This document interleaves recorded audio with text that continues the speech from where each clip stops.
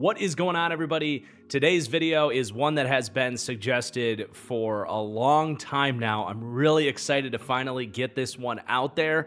Today, I will be ranking all 32 NFL front offices around the league. It's a fun time to do this because we are getting ever so close to draft season, and it's going to be fun. So before we do get started, if you could please take just a second to hit that like button. It is a free and easy little thing that really does support my channel to help get this video out in front of as many eyes as possible. And let me know in the comments down below as well what position you want to see next for a tier maker style video. But with that, let's go ahead and get started. And how this is going to work is I'm going to just kind of drop the team first off where my initial impressions are. And then we're going to go through their draft history over the last 3 or 4 years, and then have some general discussions about free agency, trades, cap management, that type of stuff. And then they won't necessarily be ranked within tiers because, especially in this experiment, these are pretty narrow tiers from A to B, B to C, etc. I might put a team, at the top being on the left if it's more of like a B plus situation, or more on the bottom if it's like a B minus situation. But other than that, the cluster in the middle is up for your own interpretation, if you will. And then I got to fix this to be an F before we get started. These are going to be the tiers. We have elite. This is truly reserved for our, obviously, elite, top-notch front offices. Pretty self-explanatory. A through F. F being for fired. You done. Get out of here. The Trent Baalke tier, if you will. Spoiler alert. And then some of these GMs and front offices are obviously new regimes. A little bit too early to tell. So I have two different groups. Too early to tell, but looking good. Maybe coming off a good draft or two. And then just straight up too early to tell in general. So let's go ahead and get started. I'm just going to go in the order how they feed us here, starting with the Arizona Cardinals. Monty Ossenfort, the general manager who took over in 2023. He's had a pair of drafts and really his hands full retooling and rebuilding that roster post Cliff Kingsbury. I think I feel pretty good about where the Cardinals are at. I'm going to drop them in a B for now. Let's take a look at their draft history. 2023, it's actually looking pretty good. Paris Johnson's having a great second season. You've got BJ Ojulari, unfortunately missing his second season for injury, but Garrett Williams really being the highlight pick here. Is such a good pick, a guy that fell in the draft for injuries, in the pre-draft process, and having a monster, effectively his rookie season. He played a little bit in 2023, but he's been a beast. Michael Wilson's been a good pick as well. Dante Stills has played for them. And then the 2024 draft, I thought it was a polarizing draft. I thought they had some slam dunk picks and some questionable picks on top of that. Obviously, you get Marv. Max Melton hasn't been that impact round 2 player that you would hope. I was certainly a little bit lower on him. Isaiah Adams hasn't been able to get on the field for them. Daedron Taylor-Demonson's showed some flashes, though. Xavier Thomas has a few sacks this year, so I do feel like their process has been very sound. I loved how they traded down and then traded back up to get Paris Johnson. I believe that's how they got the Darius Robinson pick, where he's just barely getting on the field now.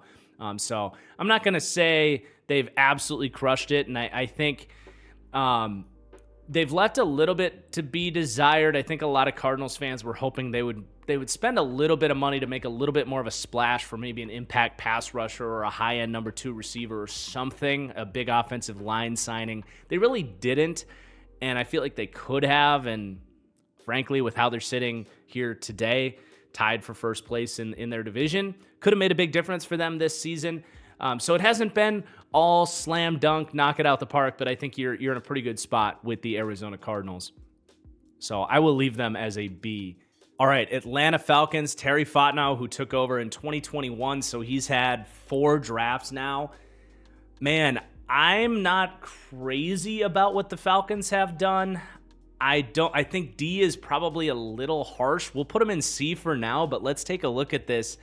So 2021 being their first draft, Kyle Pitts, 4th overall, over a guy like Jamar Chase, Penei Sewell. That draft pick has really hurt them, and they have really gotten nothing out of this draft class at all. Taquan Graham is the second best player out of this draft class for them. Richie Grant has been a flop. Jalen Mayfield was a bust. So that was a bad draft for them. 2022, Drake London has turned out to be an even better pick than I certainly expected. But beyond that, I really did not like the Desmond Ridder pick because I felt like it was going to end up wasting their time, because with how it was structured, he was eventually going to get on the field because they had no quarterback there, but it wasn't going to be to start the season. He was going to, play a little bit at the end of the year. You were going to talk yourself into starting him in 2023, and he was never a guy with any ounce of upside, and that's exactly what happened. You ended up just messing around for 2 years, basically, because of the Desmond Ridder pick. I think my criticism of that is really held up. Tyler Algier, frankly, the next best player out of that draft. You go to 2023, things start to shape up a little bit. Bijan, obviously a very safe pick, but a good pick nonetheless. I think they took him at the right time with how the running back market is reshaping. Clark Phillips has been starting for them. DeMarco Hellams has made some plays. It's a pretty solid draft. And then this year, the very polarizing draft. Michael Penix, after signing Kirk Cousins, Ruka Rororo, Braylon Trice, they were fine picks, but probably unlikely to increase this pass rush that's been so miserable. And you look at their roster right now, they are winning the NFC South right now. This is the front office that went and paid Jesse Bates. That was a good move. They got Justin Simmons in here. They brought in Caden Ellis. David Onyemata has been a decent signing. Judon's been a little bit of a flop for them.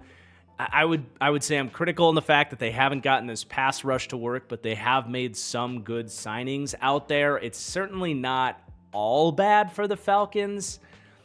Some of those high leverage free agency signings probably keep this as a C, but they really need Michael Penix to be a hit whenever he does play. I think the Kirk Cousins signing has gone about as you could have expected. And again, they are winning a lousy NFC South right now, but I'm not super gassed up about what the Falcons are doing right now. I'll keep them at a C. Baltimore Ravens. Gonna put them at the top of the A tier right now, and let's discuss if they deserve to be in the elite tier. This is one of the premium front offices in the league. Let's take a look back at this and see if we crank them up to elite. So the last 3 drafts have been really freaking sensational. This one especially, getting Hamilton and Linderbaum. You talk about flipping Marquise Brown for Tyler Linderbaum, who I would say is the 3rd best center in the NFL and a core aspect to their run game. You also land Travis Jones. I still love Charlie Kolar, Isaiah Likely. I mean, this draft was really foundational for who this team is today. The Ojabo pick hasn't worked out, unfortunately, with those injuries. But then you go to 2023, Zay Flowers, Trenton Simpson. Absolutely yes. And then early returns on 2024 are okay. This actually wasn't my favorite draft of theirs. Nate Wiggins has been, he was a player I really liked. I loved that first-round pick, and he's looked the part as a first-round player. But Rosengarten has had his ups and downs. They're kind of forcing him to start at right tackle. He's been, again, about what you would expect for a guy that lacked play strength coming out. He's had his good games and definitely some bad games. Isaac, Walker, Tampa, Ali. These were all picks that people liked that I kind of pumped the brakes on. So, they haven't really made that impact quite yet. But you go back even further, Owe, Bateman still kind of making plays for this team. Stevens for a 3rd-round pick. I know he's had his struggles this year, but he's been a good pick. This was a really great draft class as well. You get Patrick Queen, Matabuike. Dobbins was a good pick, but the injuries obviously derailed his Ravens career. Malik Harrison is still playing and making an impact for this team. Geno Stone was a huge hit in the 7th round for them. I mean, their drafts really typically tend to be drafts that we praise, and as we've seen, they get impacts out of these drafts every single year. Not to mention, when you look at their roster, they've done stuff in free agency. I know Ravens fans have had their frustrations that they haven't quite addressed another wide receiver here. They go to get Deontay Johnson. It hasn't really worked out for them. But, defensively, doing enough to fill in the margins. Not to mention this team went and got Roquan Smith that was transformative for this defense. But, you sign a Kyle Van Noy. Last year, what we saw with them doing with Clowney. The Trey White signing's been a nice little piece for them this year. They are a draft and develop team. They aren't a team that loves to make huge splashes. They'll do it when they need to, and for a year or two, the Marcus Williams signing looked like a great splash signing for them. He's fallen off a cliff this year unexpectedly. But obviously Derrick Henry for the offense, monster signing for them this year. So typically when they make moves in free agency, it's for the better. I would have to bump this up to elite for the Baltimore Ravens. It's pretty hard to find criticisms that are substantial for the Ravens. You're obviously occasionally going to have some picks that you miss on and some free agent signings that, guys get hurt or regress a little sooner than you were expecting. But certainly fair, I think, for Eric DeCosta and the Ravens to be in the top tier. Now, before I rank my next team here, if you guys are trying to get out to an NFL game before the season's done or want to get out to an NBA game, NHL, concerts, you name it, I want to tell you about the sponsor for today's video, SeatGeek. SeatGeek is the #1 ticketing app in the business. They are the #1 place to guarantee you get the best tickets at the best price. For years and years and years, SeatGeek has been the first place I go to secure my tickets because they have the best app, the best interface that color codes every single seat. Look for the green dots and you are getting the best bang for your buck for where you're going to sit. They're also really good at showing you images of what your seats are going to look like. I love that if I'm going to a venue I've never been to before. And their app is also, just speaking from experience, the absolute best in terms of functionality and convenience. Other apps, you got to jump through email chains and transfer tickets and all that. SeatGeek will have them right there in that app, so you have a low-stress approach to the gate, because we know it can get a little bit hectic leading up to game time. But hold on, there is even more, because I've been happily representing SeatGeek for a long time on this channel, and many of you have probably already used my promo code. Well, SeatGeek has agreed to re-up my code for recurring SeatGeek users and fans of the channel. And now at your next purchase, whether it's your first time at SeatGeek or you're a returning customer, if you use code TFG10 at checkout, you will get 10% off your next purchase and support my channel in the process. That is code TFG10 at SeatGeek, and I hope you have an absolute blast at wherever you're headed. But let's get back to it. Buffalo Bills. I've praised the Bills a lot this year. I'm going to put them B for now, and then let's take a look at this. The reason I lean B for Buffalo is they have actually had some really underwhelming drafts that I think have gotten in the way of their ability to get over that hump and win the Super Bowl.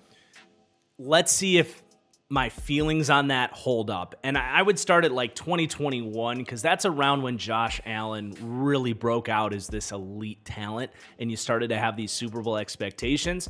So 2021, Gregory Rousseau and Spencer Brown, those were traits-based developmental prospects. It took them a while to get there. They didn't get much from them in 2021, 2022, but really now, Rousseau's having a monster season. He's going to get a huge contract soon. Spencer Brown's emerging as one of the best right tackles in football. You did find DeMar Hamlin, who's been starting for them this year. So the 2021 draft, very, very good in time.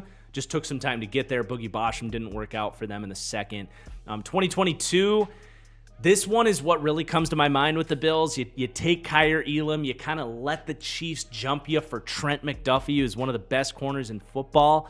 But hey, you back that up with James Cook, who's been way better than I anticipated. Great foresight on his talent. He's been a better player than he was at Georgia in the pros. Terrell Bernard has really developed well for them. They believed in the character and the developmental ability of his IQ. He wasn't the traitsiest player coming out, but he's been obviously an awesome linebacker for them. Khalil Shakir in the 5th round is an absolute monster steal. Christian Benford, are you kidding me? He's been a superstar. So these drafts have been a huge part of who this Bills team is today. You go to 2023, less picks that year. They take Dalton Kincaid in the 1st round. Torrance in the 2nd round is a decent starter out of the 2nd round. Hasn't been quite as good as you want. It's a solid draft. Didn't get too much Dorian Williams. I like Dorian Williams. He's played well, so it's a good draft, frankly.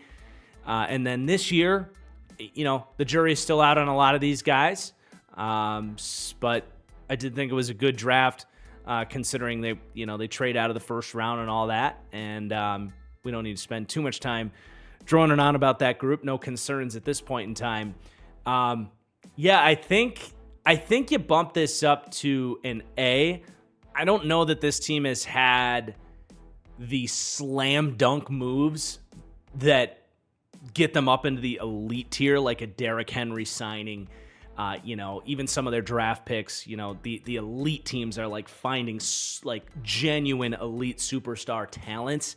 The Bills obviously have a great scouting staff, a great development program, and can fill out that roster really well, and they're in a great position to win the Super Bowl. So looking back on some of those drafts, they have certainly worked out more than I've probably given them credit for lately, and I think A is fair for them.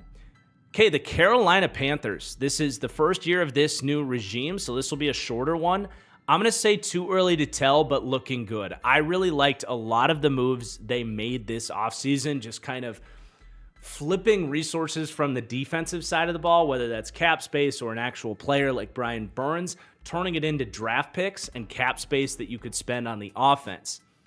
Ironically, some of the big moves they made haven't been necessary for them, but I think they have inspired some competition that have allowed other players at the positions they invested in there to step up. You look at them taking that second-round pick and spending it on Jonathan Brooks. Did that light a fire under Chuba Hubbard's ass not that he needed it, but maybe a little extra offseason motivation. Hey, they're going to replace me? No, they aren't. Chuba Hubbard comes out, looks like a top 10 running back this year. And now they have a good problem at running back in a league that is shifting towards paying and investing in these running backs now. You look at the Deontay Johnson acquisition. I think he was important earlier in the season to get this offense to work. And then, hey, Jalen Coker looks like a player for them. Xavier Legette looks like a player for them. And they have, shipped off Deontay Johnson. I like that they've loaded up on picks. They ended up getting the Rams' second-round pick this year because, believe it or not, in that Bryce Young trade, they didn't just give up their last two firsts and DJ Moore. They also gave up their second-round pick this year to the Bears. So they get a second-round pick back in a trade down to get them back into the second round this year, and they've loaded up on picks. So I definitely think it's looking good for the Panthers. The actual picks they've made as well really shaping up. Xavier Legette looks promising. I love finding Jalen Coker as an undrafted free agent. Jatavion Sanders, I hope, can recover from that neck injury quickly. He looks phenomenal. And, yeah, definitely looking good for this Dan Morgan-led, Eric Eager, friend of the channel, led front office in Carolina. Chicago Bears. Okay. I'm going to drop them in the C tier ahead of the Falcons as we discuss. I think this is going to be a polarizing one. We'll see if we move them up. Probably not down, but let's take a look at their draft history. So Ryan Poles took over in 2022, the year after Justin Fields was in here. So he was trying to build a team around Justin Fields. Didn't do a great job of that in terms of offense. Went kind of all defense there, and that 2022 season was a rough one for Fields.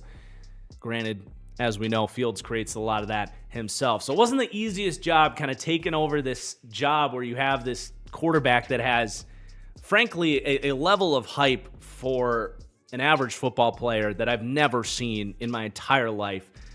The Ohio State wagon on Justin Fields is just something unparalleled. So it was a tough job to come in. As far as what he did in this draft, it's a good draft. Kyler Gordon and Jaquan Brisker are not superstars, but as second-round picks, you kind of needed to hit on those. Those were the first couple big picks for the Bears after they had traded their first-round pick away to move up to get Fields, by the way. The previous regime had done that. So you kind of needed to just hit on this, and they did have needs in the secondary, and that secondary is a foundational part of who the Bears are today. So those were good picks, if not slam dunk picks. You know, I think Gordon and Brisker are good players. Velus Jones was a flop. That was kind of a weird pick from the beginning.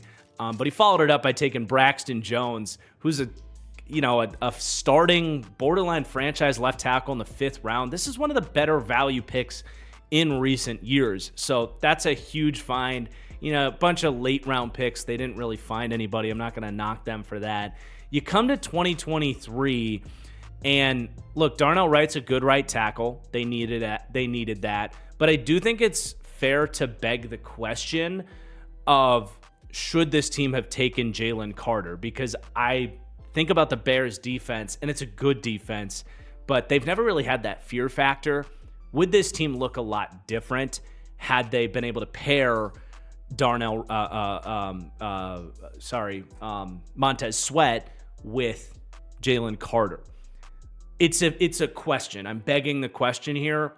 As a Packers fan, I'm glad you guys took Darnell Wright, who's a good right tackle, not a dominant one, especially as a pass blocker. I'm glad you took him and not Jalen Carter. I'll just say that. Gervon Dexter was a good pick in the second round. I like Dexter, but he's not Jalen Carter. That much is clear. You follow that up, Tyreek Stevenson. I still believe in Tyreek Stevenson. He's had some rough weeks as of late. The Hail Mary debacle certainly, I think, has gotten in his head a little bit. But he's mostly been a good pick as a second rounder. Zach Pickens, I thought, was a reach. Terrell Smith later in the draft. Tyler Scott, I wasn't a huge fan of him. This draft, it's a fine draft, but frankly, they probably could have gotten a little bit more out of this group, being such a foundational draft for them. But the key note is making that Bryce Young trade. Even if they didn't destroy this draft, they did bring in DJ Moore. They did get all these picks for Bryce Young, and frankly made the decision that Bryce wasn't their guy. And I like what Bryce has shown this year. Maybe this ages poorly, but ultimately it was a pretty good decision by the Bears, I think, to not take Bryce. Now, you can also flip that around. The same thing we criticized the Panthers for. Oh my God, how did this team take Bryce Young over CJ Stroud? The Bears also could have had the foresight. I certainly didn't have the foresight to see that CJ Stroud was going to become as good as he was. I thought he was a good quarterback prospect, not someone that was going to be one of the best young quarterbacks in the league like this. But this is an NFL front office, and they did not have the foresight to do that. And that obviously would have been a better decision for this team, would have been to take CJ Stroud and move on from Fields and get whatever they could have for Fields at the time, which would have been more than they ultimately got for him after this season. So I would say an okay offseason and a polarizing one at that. Some good, some bad, some areas of to just beg the question. Then you look at this year, I like a lot of the stuff they did. Caleb kind of fell into their lap. That was more luck than anything for this front office. They take Rome Odunze at 9. I think it's totally fine. He's got a good future ahead of him. There's not a ton of room for him in this offense right now. It's a smaller pie to begin with. He's got to share it with Keenan Allen and DJ Moore. The rest of these were developmental prospects in Booker and Amagaji, so we won't know at this point in time. And then the punter in the 4th round, Torrey Taylor, he shanked a punt or two, but otherwise looks really good. So, they can scout. They can find players. I'm not too worried about that. I think where we put them with a C, if we're trying to be critical, I think that's about right. If you also can talk about some of their free agent moves, defensively, that the 2 linebacker acquisitions were really good for them. They get Edmonds and Edwards that free agency. They haven't really been able to make that splash with the defensive line, though, that I think Bears fans, they did go get Montez Sweat. That was a really good move for them, even if he's been a little more quiet this year. They get Keenan Allen. It's had its ups and downs this year, but coming off his best game. The DeAndre Swift signing's been a little bit better. They've actually done a pretty good job in free agency. Kevin Byard's been a solid signing as well. Not overspending, but filling out this roster. I think the Justin Fields thing was a tough situation for them to navigate. C is more like we're thinking about firing Ryan Poles, starting to get into that kind of hot seat territory. I feel pretty good about Ryan Poles. He's maybe a B minus looking back at this kind of evaluation. All right, Cincinnati Bengals, they kind of beat to their own drum, right? They have 5 scouts in the building. They don't spend a ton of money in free agency. Doesn't feel like they get too crazy on draft day. They're always trying to kind of stay a step ahead, kind of draft and develop. It hasn't worked as of the last couple of years, but they have done some really good stuff. Let's look at their draft history. And with this team, they've been in charge. This has been the same group in charge going back to like 1998 or something like that. These guys have been around forever, but you know, you only want to go so far back, I think, here. Let's start with the, you know, Joe Burrow year, 2020. I mean, that was a pretty easy pick, but it was a good draft, right? T. Higgins at 33 was incredible value. Logan Wilson's a total stud. 2021, you know, they really kind of whiffed outside of Jamar Chase, which was a pretty easy pick for them with Joe Burrow and that connection, obviously. So, you know, you look at some of their depth problems this draft being, you know, 3 years ago. You can really point at that. Jackson Carman didn't work out. Asai didn't work out. Cam Sample, as much as I liked him, didn't work out. They weren't able to develop guys like Shelvin, Deontay Smith, Trey Hill. Really a rough draft. 2022, another really rough draft. Daxton Hill. I think if he didn't get hurt, we would be talking about this differently as he has transitioned to corner, but he has not been the Jesse Bates free safety replacement that they were hoping he would be. That has been a flop. The whole idea that we're going to let Jesse Bates go and, you know, replace him with Daxton Hill, that just hasn't worked. Cam Taylor-Britt's had his moments, but more bad than good this year. Zachary Carter was always a horrible pick. They recently released him.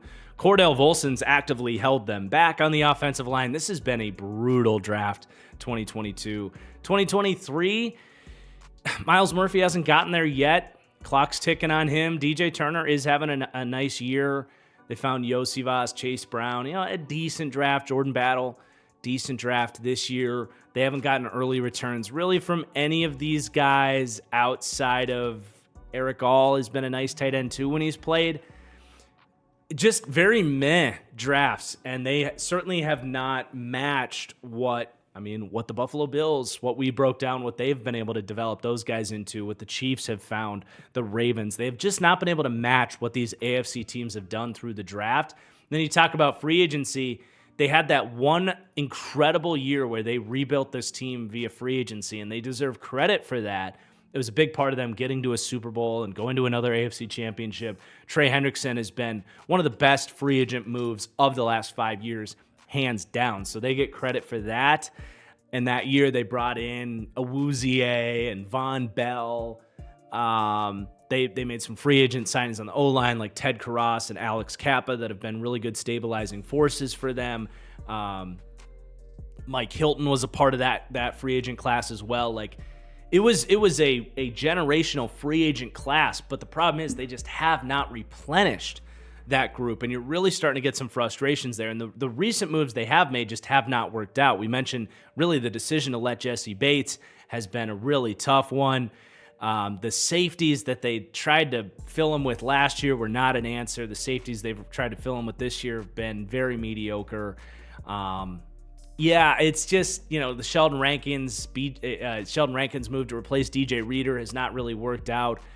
It just is not really working for them, obviously, especially on the defensive side of the ball. So I think they've lost their luster a little bit. And, you know, to go back to pre-Joe Burrow years, they also had some pretty rough drafts in here. You know, you look at Billy Price in the first round. Granted, they found Jesse Bates right after that. John Ross in the first round. William Jackson in the first round. Cedric Ogbuehi in the first round. I mean, Jesus, man. You got to go back to 2013 until they had a first-round draft hit in Tyler Eifert. I think there's a fear that for this front office that's been here for so long, you know, did they have a nice kind of run there with free agency and the Burrow Chase drafts? I would say they need to take a look at the mirror, and this is not going great for Cincy. I might have to put them in the D tier, man. It's really been a shift over the last 2 years, because with recency bias a couple years, things were looking pretty good for them. But especially after going back to seeing what was happening pre-Joe Burrow, I'm definitely worried. And you look at a team that only has, you know, they have an outdated front office. They do things very old school. They don't make trades. They don't do a lot of high-value stuff. I'm a little worried about that front office in Cincinnati, so I'm going to put them in the D tier. I'm curious what Bengals fans think of that. All right, Cleveland Browns.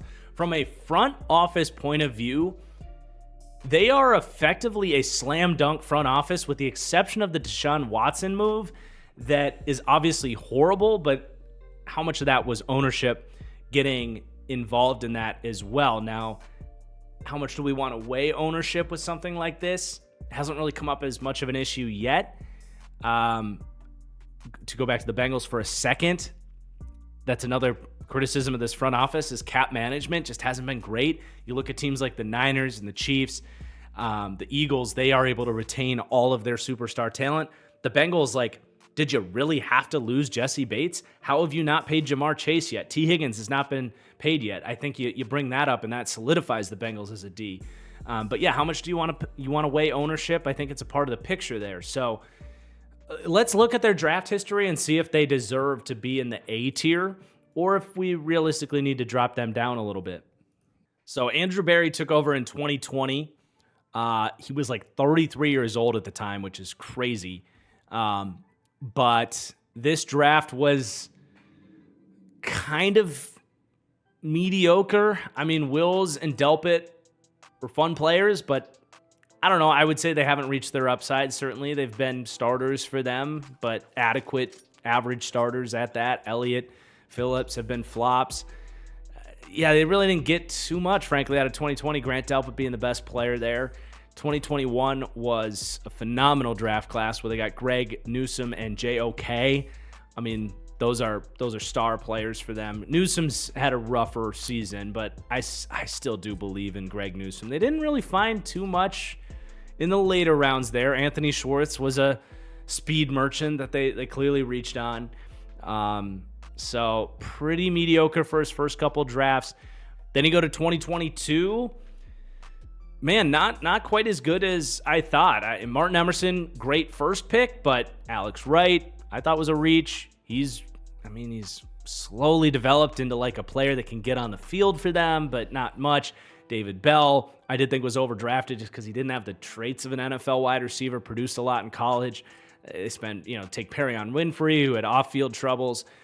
Cade York is not on the team anymore. Jerome Ford is plays, but I don't love Jerome Ford, to be honest. Yeah, the first three drafts are pretty rough outside of these two picks and Grant Delpit. 2023, much better. Cedric Tillman in the third round, slam dunk pick. Siaki Ika was a whiff on a character evaluation. I just don't know if he had the drive to be an NFL star because he had the talent, but that's just been a flop. DeJuan Jones, for fourth round pick, I still think you'd do that again. Isaiah McGuire's having a nice year for them. Cameron Mitchell's a nice backup corner. And then I did like what they did this year. Michael Hall in the second round. Granted, I didn't know about the off-field stuff with him. Zach Zinner coming off the injury. Jamari Thrash, a nice fifth round, could be a role wide receiver. Obviously, they have had to navigate the Deshaun Watson trade, which has eliminated all of their top picks. So obviously these drafts are going to look a lot worse because they don't have top drafts. But they haven't drafted quite as well as I thought. Now, how is this roster so good? Free agency. For a while there, they had Amari Cooper, who they got for a fifth-round pick. They have flipped that for Jerry Jeudy, who's playing well for them.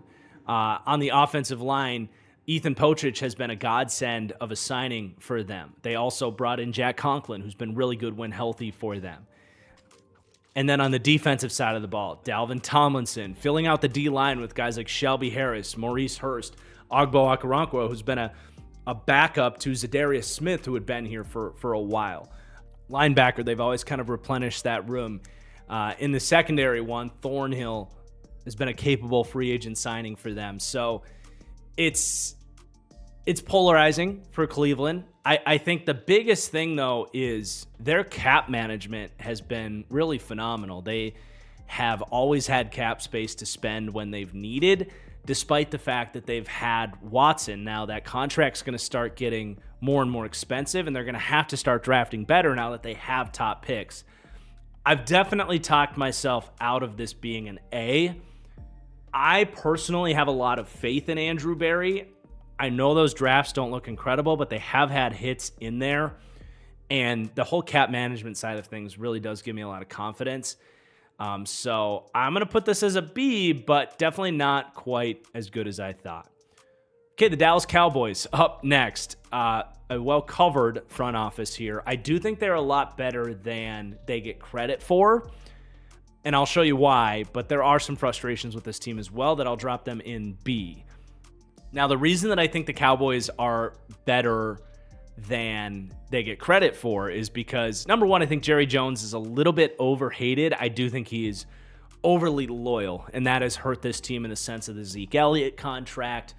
At this point in time, I don't think they should have extended Dak. I thought the idea of this year was, hey, this is an all-in year. Go prove that you can elevate this team, Dak. He's been overly loyal with Mike McCarthy. Like, that is a huge problem with Jerry Jones, but I don't think he is really this guy that interferes at a micro level and is just this crazy owner as people talk about. They actually are a very well-run organization for the most part in terms of drafting and free agency. And I mean, that has to start, you still to this day have to give them credit for finding Dak Prescott as a 4th round pick. That is incredible drafting. This draft was tough. 2017 was really tough. They go Taco Charlton in the 1st round was just a really bad pick. And Awuzie was a nice player. Jordan Lewis is still there. But Awuzie was a better player in Cincy than he was for Dallas.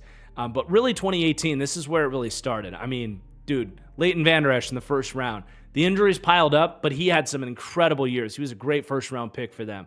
Connor Williams in the 2nd round turned into a really good interior player for them. Michael Gallup as a 3rd round pick. Yes, absolutely. Dorrance Armstrong Jr., Dalton Schultz. This is a slam dunk draft class. 2019, they didn't have their 1st round pick, but they did find Tony Pollard. They found Donovan Wilson. Connor McGovern wasn't a great player for them, but he was, the scouting was there. Tristan Hill was a whiff. But then you go to 2020. CeeDee Lamb with the 17th pick in the draft. Trayvon Diggs, 51st overall. Tyler Biadasz, a starting center in the 4th round. That's an incredible draft class. 2021, they get Micah Parsons, one of the most valuable players in the NFL, with the 12th pick in the draft. Yes, they whiff on Calvin Joseph, but they followed up finding Osa Odigizua, Chauncey Golston. That's about all they got. But hey, 3rd round, you get a couple of, Osa in the 3rd round alone is just a great, he's a starter in the 3rd. That's a huge pick. And Golston's been a nice rotational player. 2022, Tyler Smith, slam dunk pick. Sam Williams has been a really good pick for them. Jalen Tolbert's made some plays. Jake Ferguson in the 4th round. Deron Bland, Damone Clark. Dude, this team drafts extremely well. 2023, a little bit more split. Mazi Smith is playing better as of late, but did not give them that impact early. This pick was always weird to me because I didn't get why they didn't believe in Jake Ferguson, that I thought was just a great pick. But Schoonmaker's shown that he can play as of late. Demarion Overshown, I've had my back and forth with Cowboys fans because I think he's, a coverage playmaking linebacker. He's not someone you want to be your number 1, but, for what he is, he's a really nice player. Runs around and makes plays. Jalen Brooks as well. Hanging around as a 7th round pick. And then 2024, Tyler Guyton has not been the impact they needed. Nealon had an injury coming out the gate. Cooper Beebe, though, in the 3rd round. Nice pick. Kalen Carson, I do believe in the 5th round. So that's why I'm higher on Dallas, even with Jerry kind of his over-loyal interference, hurting their kind of macro decision-making at times. This is a really good drafting team. And because they draft so well, they don't need to spend a lot in free agency, but they do fill in the holes pretty well generally.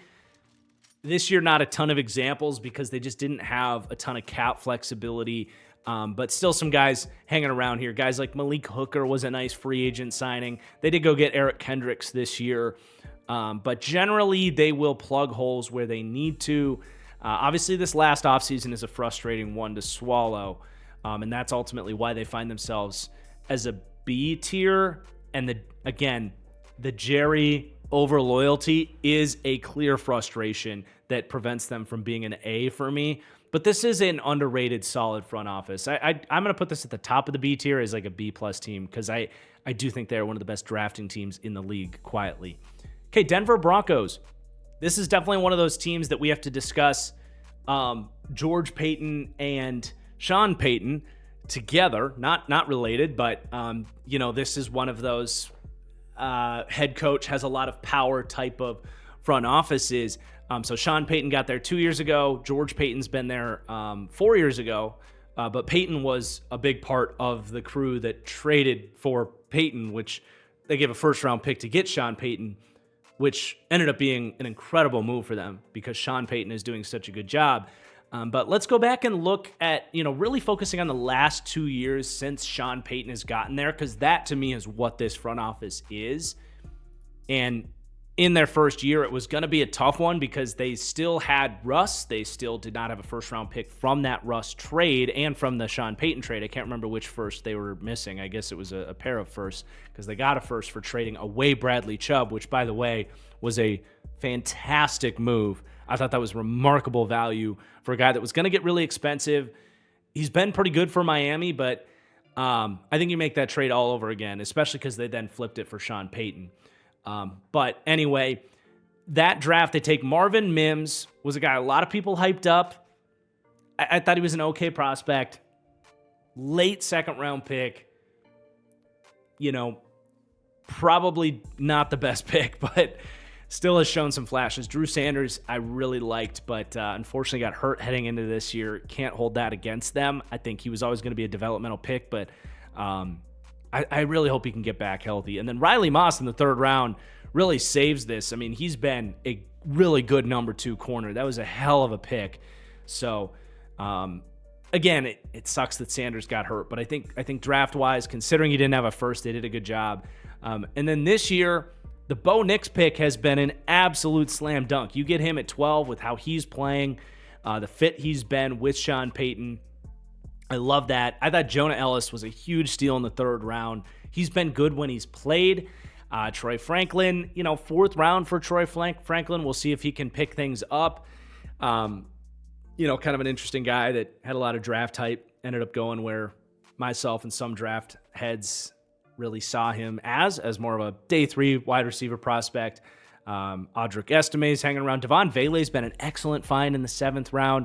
I mean, if we're really just focusing on this, I think they're in a really good spot because the one first-round pick they've had has been an absolute slam dunk.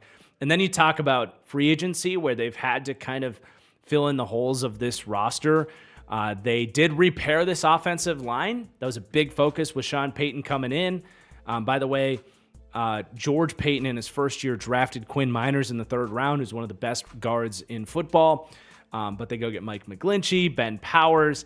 They ended up letting Cushenberry walk. But they've repaired the offensive line.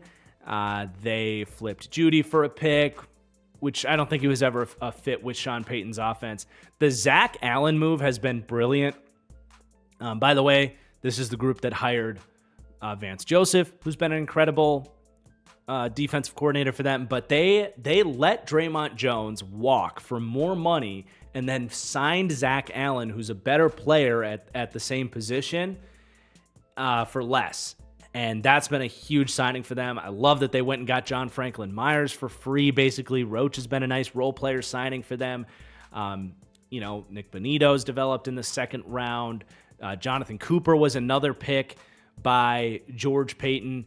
It's almost worth going back to some of these. I mean, 2021, you get Surtain, Miners, Browning. It didn't work out for one reason or another, but a talented player. And Jonathan Cooper in the 7th round. 2022, you get Bonito. Dulcich was a reach. Not a ton else in that draft, but they have had some draft finds despite having no first-round pick in 2022. At the same time, they did make the Russ trade, so kind of take everything I just said and counteract that maybe. And then just one last note, the Brandon Jones signing has been pretty nice for them, along with finding Jaquan McMillan, by the way, as an undrafted pickup. So as we go through this, it's a lot of good moves. I think they're in a really good spot. It's I'm not going to say it's too early to tell because George Paton has been here. I think they're in the B group. I think you feel pretty good about where they're at. And haven't quite earned that A grade yet, but I think that's solid. You guys will have to let me know what you think about Denver. Detroit Lions, I mean, they're elite. We could spend an hour on this, or we could give you the Cliff Notes version. What they have done to rebuild this team into really one of the more memorable, dominant teams, let's just say, of the decade, to keep it safe, it's just remarkable. And I haven't always agreed with everything they've done. I've mostly agreed with everything they've done, with the exception of that 2023 draft. But I have since had to eat my words and admit that they had some incredible foresight with that group. So this would have been their first offseason with Brad Holmes and Dan Campbell.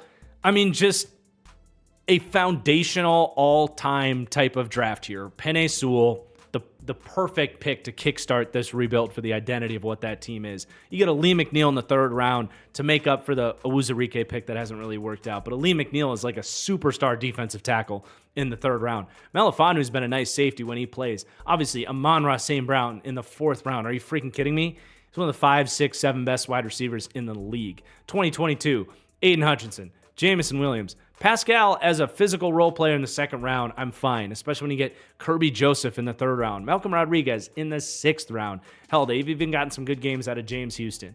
Then last year, the draft I was critical of, and remember, Lions fans, up until this point, I was all on you, Lions fans, but I was like, really? You're going to take the 6th pick, trade down for a running back, then take a linebacker, then a tight end, then a safety, and then the Hendon Hooker pick. I was just like, this was supposed to be a draft that sets you over the edge, and I didn't think they took positions of value that were going to help them do that. They had the foresight to see the type of player Jahmyr Gibbs was, who I love Jahmyr Gibbs. I had a first-round grade on him, a late first-round grade on him. But, you know, he's been a good enough player to take with the 12th pick in the draft, let alone the fact that they've had the foresight to see that this league is shifting towards being more of a running league. He's just been such an incredible pick for them, period. The Jack Campbell pick, I think my criticism is held up. That one felt like they were drinking their own Kool-Aid a little bit. He just fit their brand so much that they kind of had to do that. But, you know, probably one you'd take back. But he's been okay for them. Not going to slam him for it. But, you know, when they get Sam Laporta and Brian Branch in the second round, you just flip that and say, yeah, they got incredible value. You know, Hendon Hooker, I dislike this draft so much that I overreacted to hating that pick as a third-round pick, but I've never been a big Hendon Hooker guy. And then you go to this draft. Honestly, you know, Arnold's been fine. Rakestraw's been fine, but they go get Carlton Davis. You know, their free agent moves have been really good for Detroit. When they do go to free agency, it's almost always a hit. You look at Kevin Zeitler, Graham Glasgow to fill out that offensive line. Just great moves. Tim Patrick, a sneaky good pickup there at wide receiver. They had Josh Reynolds was successful for them too. Obviously, this team went and got Jared Goff. They get credit for that as well to kickstart this rebuild. But you go, you know, DJ Reader, Zadarius Smith, Carlton Davis, the moves they've made free agency-wise. Amik Robertson has actually been really good for them. Yeah, this is an elite front office. There is no doubt about it. I'm even going to put them on top of the Ravens just to make a statement. Okay, Green Bay Packers. This one, I think a lot of people are excited to hear me talk about because I have been bombarded by Packers fans telling me how wrong I was for being very critical of Brian Gutekunst 2 years ago. I thought he was one of the worst GMs in the league. I thought he was doing a really bad job with Aaron Rodgers playing at a back-to-back MVP level, trying to get one of the best quarterbacks that's ever played another ring in Green Bay. Forget about what we know about him with the Jets. That team was so close. And if we look at this, these were my criticisms at the time.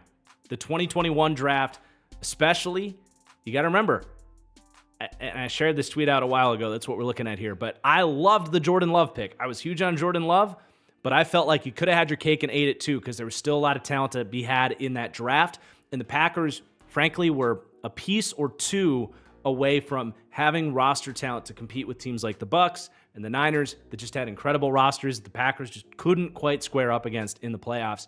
And these two drafts are a huge part of the reason, and the fact that they never made a move in free agency to help set them over the edge there.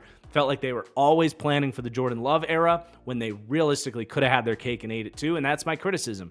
They take A.J. Dillon in the second round, putrid draft pick. Josiah DeGuara in the third round, where I'm out there screaming for a wide receiver for this team because their roster at the time, they had Adams, but their wide receiver 2 and 3, think about this for a second, were Alan Lazard and Marquez Valdez-Scantling. Like, you could have had a Darnell Mooney or something in this draft. They did get John Runyon, was a starting guard. But other than Jordan Love, that draft was a huge failure. Now, that's a huge other than because they had the foresight to take Jordan Love, and you love that. And that obviously looks great now to revisit at the end of this conversation. Then again, in 2022, a horrible, horrible draft that I said at the time was a bad draft. Eric Stokes ahead of his teammate Tyson Campbell, one of the top paid corners in the league right now, Asante Samuel Jr. That's been a flop. And Josh Myers has been fine, but my big criticism of that was they took him the pick before the consensus number 1 center in the draft, Creed Humphrey, today's top paid center in the league, a perennial all-pro type of player, would have been an obvious pick for this team. They take Josh Myers, who's been a fine starter, who's going to hit the market and get decent money. They're going to let him walk this year. Amari Rodgers was one pick I liked in that draft. He was a total flop. Royce Newman was a huge reach. He actively held this team back in playoff games by forcing him out there. And then, the picks I did like later, Isaiah McDuffie turned into a starter these days. So I just continue to ask Packers fans, where from 2021, 2022, where I was critical of Brian Gutekunst, who, by the way, made no free agent signings and proceeded to trade away Devontae Adams, by the way, the year after that, in these 2 years, okay, they found Devondre Campbell and Rasul Douglas. Those are the best things that Brian Gutekunst did in those 2 years. Cheap free agent pickups. I'll give him some credit for that. But please tell me where my criticisms of Gutekunst in those 2 years was unfair. The tweets you're throwing at me were from this point in time. So keep that in mind. Now, my tone on Gutekunst has changed a ton in the last 2 years because he has had some incredible, incredible off seasons and draft finds over the last couple of years with a bazillion picks to repair the roster that he initially broke. Now, it doesn't start perfectly. The Quay Walker pick, he has just now, the last 2 weeks, played the best 2 games of his career. I didn't like this pick because, again, they still had Rodgers. They had just traded Devontae Adams and had no wide receivers for this team. You took a developmental linebacker that I said is probably going to turn into a pretty good player, but it's going to take a couple years because he was a total project at a project position, and by the time he's good, you're going to have to pay him. You could have just gone out and paid a Bobby Okereke in free agency or something if you needed a linebacker, which I would argue this team didn't because you had Isaiah McDuffie, you had Campbell still on the roster. But anyway, I will absolutely hold my ground on the Quay Walker grade. They could have done so much more with that draft pick. And then things after the Quay Walker pick really shape up. This draft was outstanding. Wyatt at the end of the first, I think, is fine. Christian Watson, they traded 2 second-round picks to get him. I still wish they would have done more for an impact wide receiver. Watson's been a very polarizing player. This hasn't been the best move, but it's been fine. But you get Sean Ryan in the 3rd round, starting for them right now, ahead of a 1st-round pick. Romeo Doubs in the 4th round. This one right here, quite possibly the best value draft pick of the last 2 years, like since Amon-Ra St. Brown, basically. Zach Tom, one of the best right tackles in football in the 4th round, a pick I was obsessed with when they made it. Kingsley Enagbari's been a nice player for them. And Rasheed Walker, a starting left tackle in the 7th round, right behind Zach Tom. You find your cornerstone tackle duo on the 4th and 7th round? Holy hell, that's impressive from Brian Gutekunst and that scouting department. Then you go to the 2023 draft, knocks it out the park. Lucas Van Ness, I think,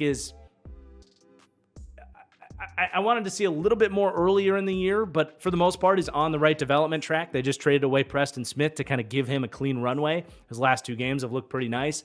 The Luke Musgrave pick hasn't worked out, but I like the double dip strategy to go get Tucker Kraft. Always did like that strategy. Kraft's been the better player, very similar to when the Ravens found Mark Andrews after they drafted Hayden Hurst.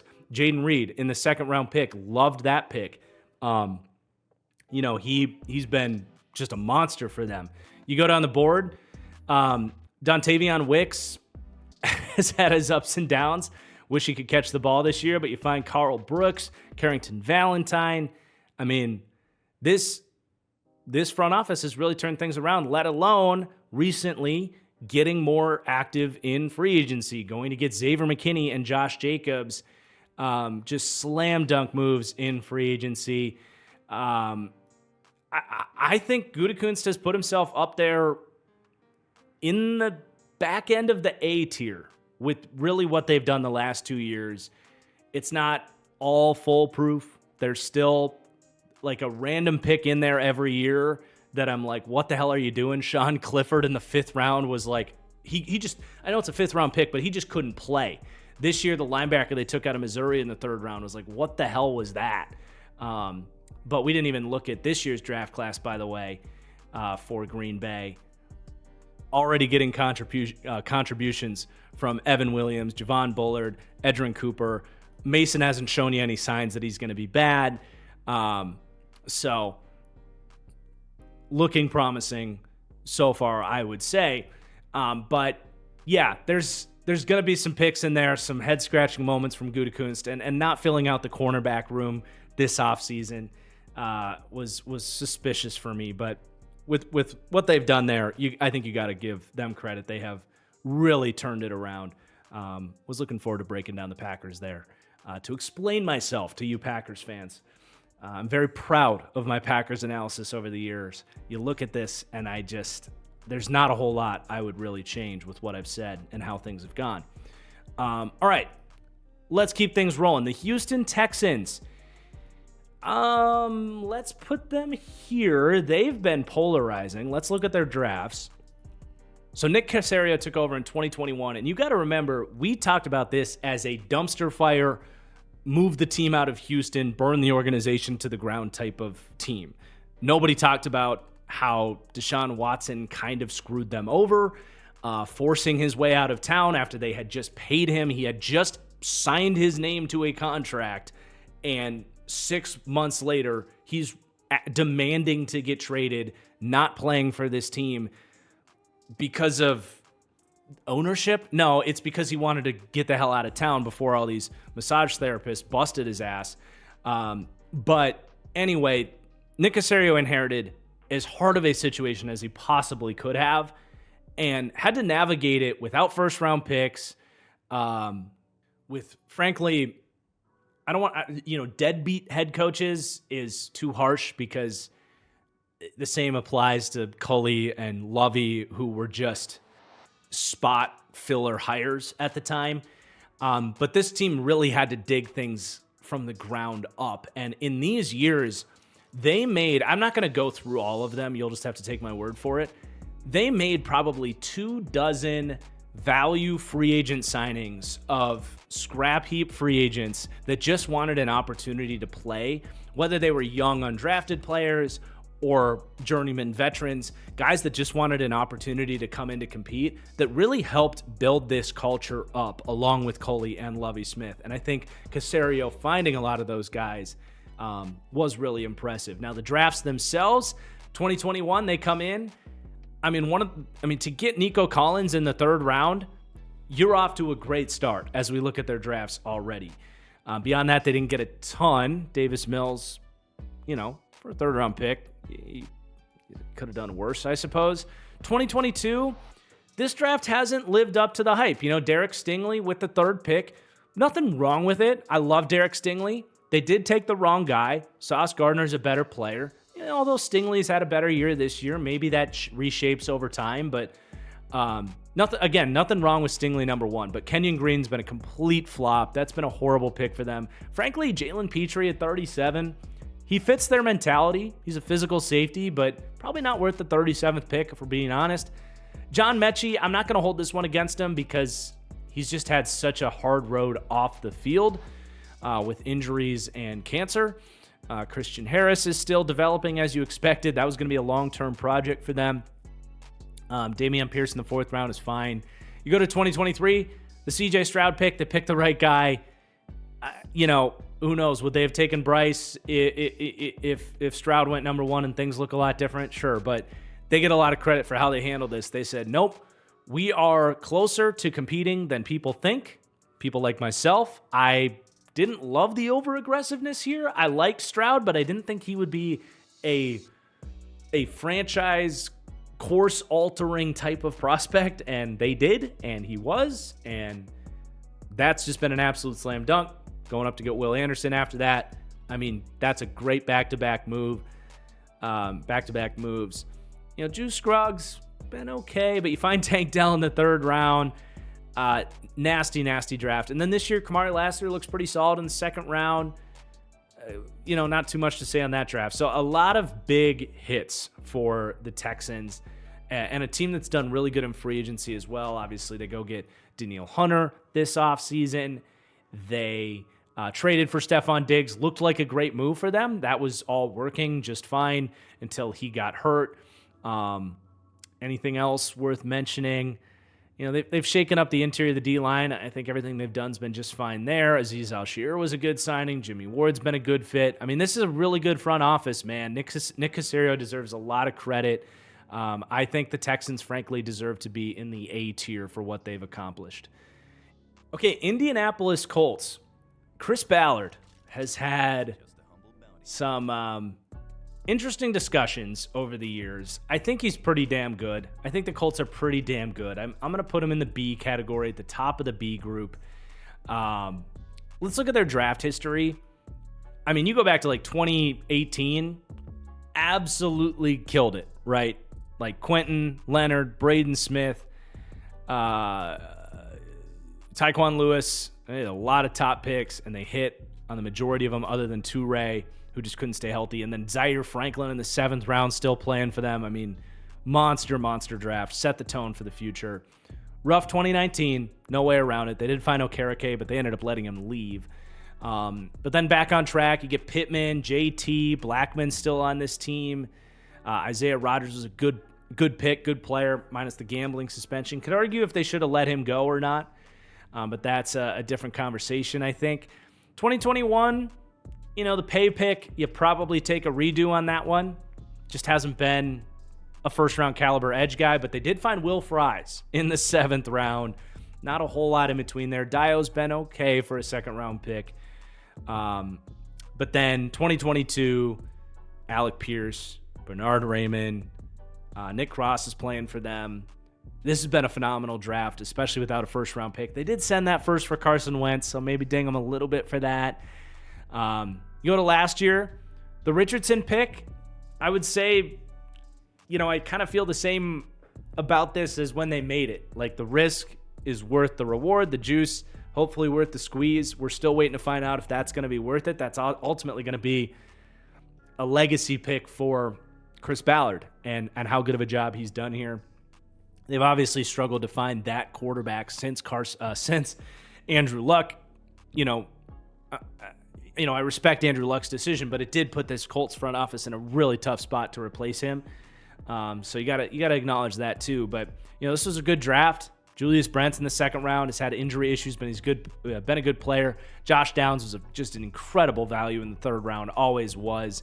A lot of these dart throws on athleticism have just not worked out. I still believe in Adebawore. It's been a crowded room there. But these were all just like freaky RAS score types of guys. Ironically, one of my favorite picks that they made was Jalen Jones. He was the only guy that was drafted off of the tape and not the freaky athletic traits. I thought he was a huge steal when they picked him, and he's been a good starter for them. And then this year, looking like a good draft again. Latu, Mitchell, look like hits out the gate. Tanner Bortolini's been playing at center. He's been all right. Jalon Carley's doing some fun stuff as a linebacker convert. So, it's been mostly good from a drafting perspective.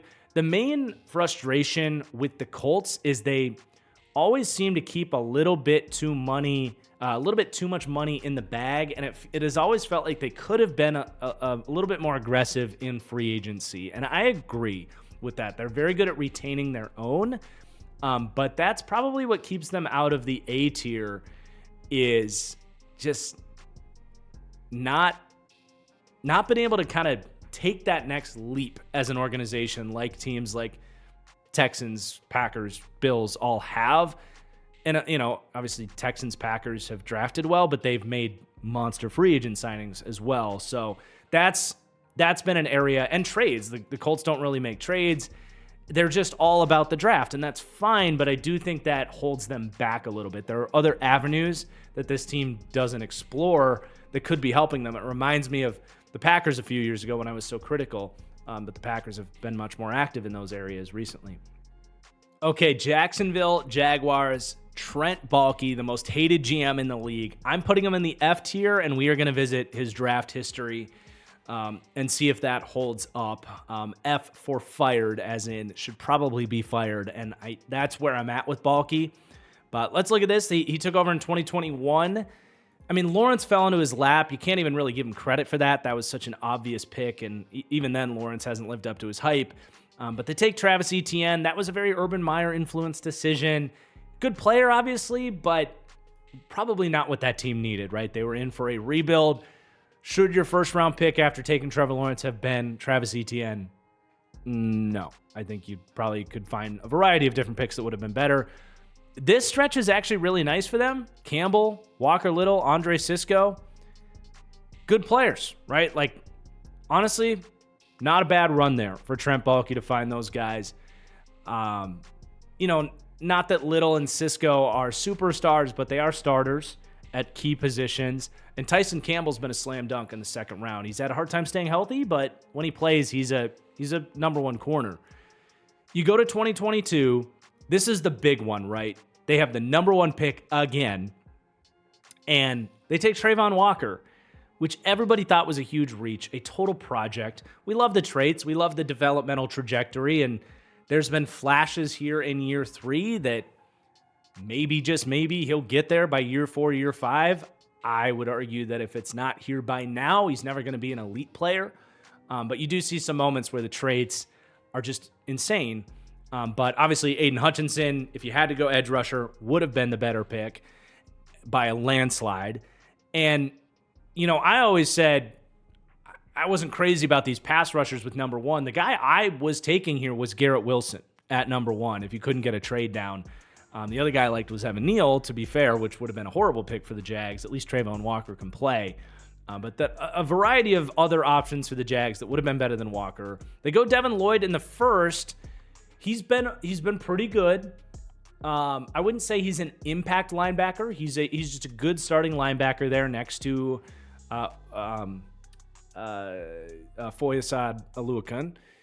The weird thing about this draft, though, was they followed it up with another linebacker after they had just paid Oluokun. So the overinvestment at linebacker was very strange. They completely whiff on Luke Fortner and everybody else. This is just not a good draft class, right? At all. You go to 2023, Anton Harrison's been okay. Not a slam dunk, but an okay first-round pick. But then just another really weird, strange draft pick. Like, just didn't see the vision for Brenton Strange. Was kind of just this hybrid blocking specialist at Penn State. Way too early to take the guy. And just kind of a waste of a draft pick. And that's basically what that's been. He's played his role just fine. But that's the type of player you take in the 4th, 5th round. Not the 2nd when you need a big draft. After a successful year from Doug Peterson. The Tank Bigsby pick was a flop year 1. Year 2, he's been much better. And he's now pushing your former first-round pick out of town. And then the rest of this draft, some adequate role players on day 3. Ventrell Miller, Antonio Johnson, Parker Washington. But no hits in this draft. Nothing that stares at you yeah, good draft. Just, some okay players with a bazillion draft picks. Then you go to 2024. love the Brian Thomas Jr. pick, probably the best pick Trent Baalke has made, and that's returned dividends. But the Mason Smith pick, getting no returns early. Jerrion Jones has been better than I expected. Jordan Jefferson was a reach in my opinion. We'll see what the rest of this group kind of turns into. But yeah, the draft history obviously just isn't very good. And then just some weird free agent moves over the years too. Like the Gabe Davis signing this year just never really added up the math of that. Just, overpay. You had Zay Jones on the roster who they cut to make room for him. Kind of redundant players. Just weird distribution of resources. Some of the moves they made in the secondary, Darnell Savage, not an answer. And just ignoring this position group generally. I mean, I know Jerrion Jones has been okay, but they had a lot of holes in the secondary that just haven't realistically been patched this year. Paying Darnell Savage what they paid him, just rough.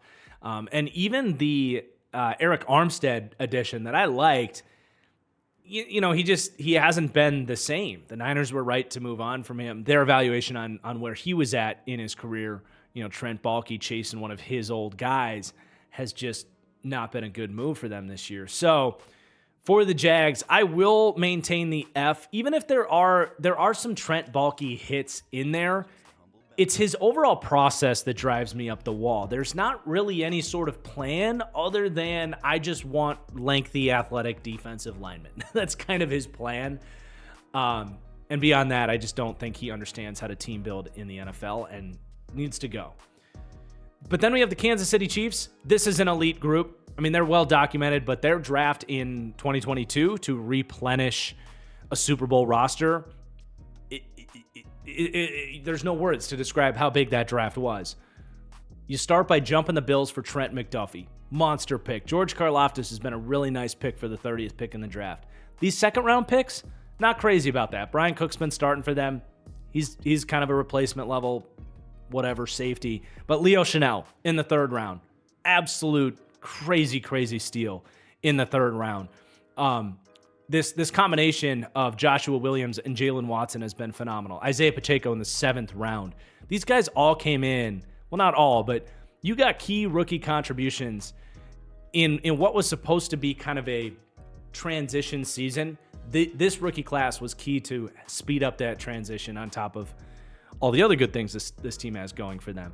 But you also got to go back a few years. Like this draft was transformational too. Nick Bolton, Creed Humphrey, Noah Gray, who's turning into a really nice player for them, and Trey Smith. I mean, you get a pair of like kind of all-pro interior offensive linemen and a linebacker like Nick Bolton in the 2nd round after using your 1st-round pick to go get Orlando Brown, right, who ended up being a pretty good fit for them.